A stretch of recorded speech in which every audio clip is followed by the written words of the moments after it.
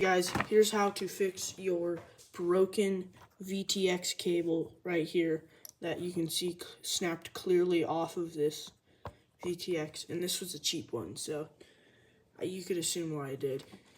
First of all, I'm going to fix this right here. The cable is falling apart with a piece of shrink wrap. What I'm going to do is I'm going to take the soldering iron. You might be able to super glue it, but that's a little jank. And I'm curious if I can tin these pads.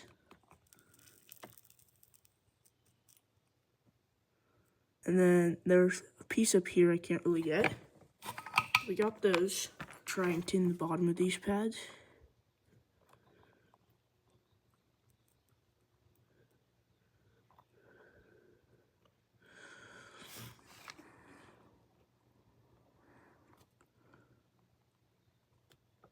Now I believe this is all just one port, so it doesn't matter if you bridge it.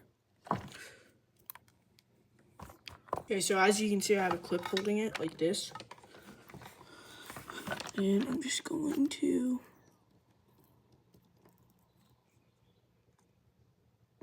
go like that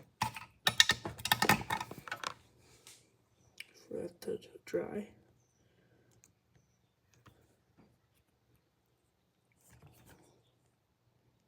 That's pretty sturdy. Let's see if it works.